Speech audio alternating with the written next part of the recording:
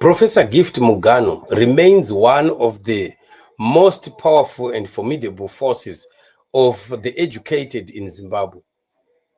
While Zanu-PF has continued to embrace people that have all these big educational qualifications and actually bastardizing them and turning them into some kind of zombies, like what we have seen with the likes of Dr.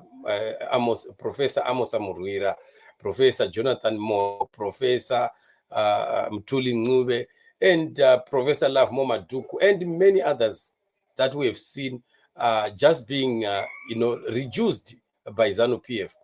But we still have in our midst people that have resisted to be used by ZANU-PF, like Professor Gift Mugano, and he continues to stand for what is right. And the man deserves our respect.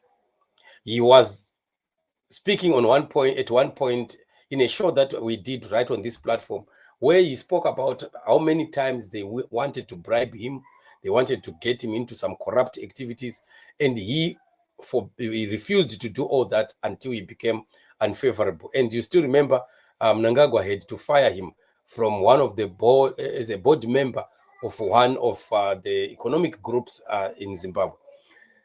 So the man is consistent. The man knows what he knows. He knows his books. He read his books, and most of the things that he says, they actually come to pass. He has said quite many things, and ZANU-PF people would insult him, mock him. I remember Chris Mchangwa the other time mocking him for what he said about the ZIG, which came to pass within just a few months, like 3 months, and it was already happening. So this time around, Professor Gift Mugano once again reminds Emerson Mnangagwa that the war of liberation was fought for by Zimbabweans and not by ZANU-PF. And this is the narrative that they always want to give out there. ZANU-PF is so good at sending a narrative of which is wrong. Like what we were talking about at the main channel when we spoke about Superman Nduwanzira, lying to the people that the ZANU-PF conference in Bulawayo endorsed Mnangagwa to go on and on. And yet that was not an elective conference. It was not an elective congress, right? So these are some of the ways and means in which ZANU-PF continues to misconstrue information, shift goalposts and use propaganda to achieve whatever it is that they want to achieve, which is very regrettable.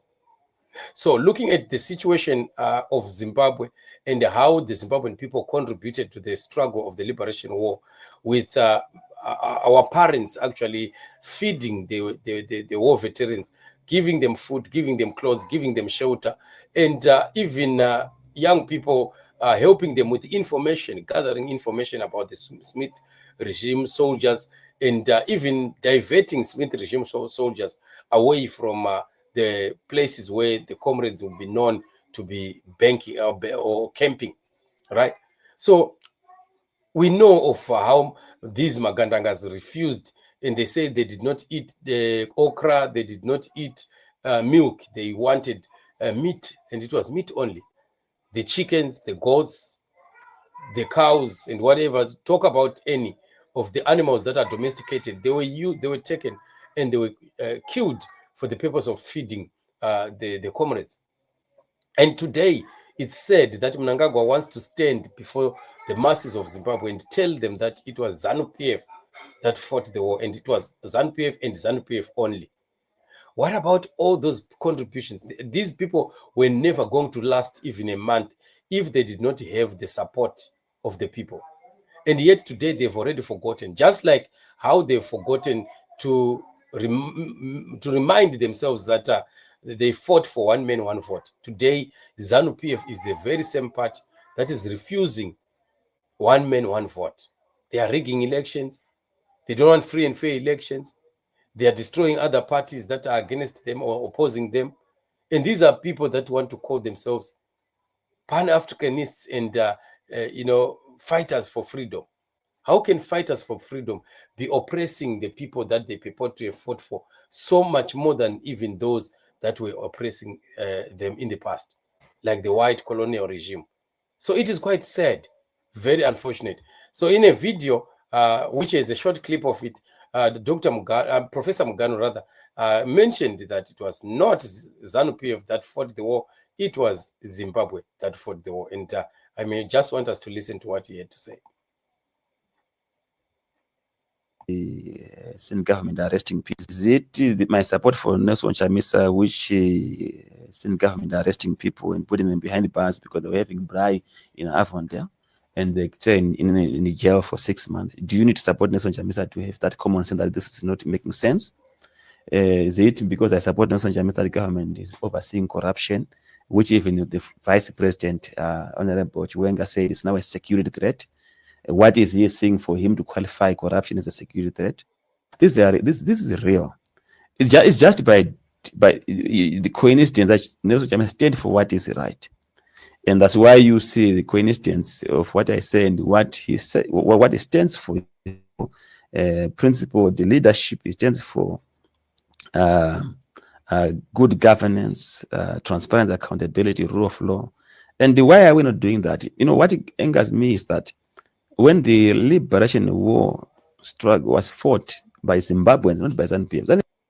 All right. No, this was just an extract from quite a long video of his interview there. But that is the main issue that we are talking about, where he refers to issues that are quite clear, that are happening in the country.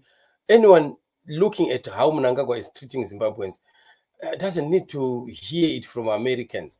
Like what we have always said, that they always say that you are sent by Americans, you are sent by imperialists. You don't need an imperialist to see that life in Zimbabwe is tough. You don't need Americans to come and tell you that there's no democracy in Zimbabwe, that ZANU-PF is oppressing people. You don't need that. It's just as clear as day. And if they don't want to correct their wrongs, they continue to want to walk in their own direction. And yet when people begin to speak about it, they become vindictive and want to fight and arrest and to kill people, which is wrong. That is why we are saying they may continue to do what they are doing, but they will not last forever. ZANU-PF will never last forever. Their day of expiry, like any other dictatorship, is coming. And it is very, very close. We are actually in that season for the end of ZANU-PF. It's the last kicks of a dying horse for Emmerson Mnangagwa and ZANU-PF. Our war is on, and we will fight until victory is certain. This liberation party that they want to stand before the people and say, we are the ones who brought this country, who fought for this country, is a big lie. Zimbabweans contributed as a whole. Parents, young people, and quite every other Zimbabwean who was there during that time played a certain role, a certain part that helped the struggle to be won. So everyone must be acknowledged. But today they've already forgotten, all because they want to give to themselves entitlement to do what they want, which is quite very sad and unfortunate.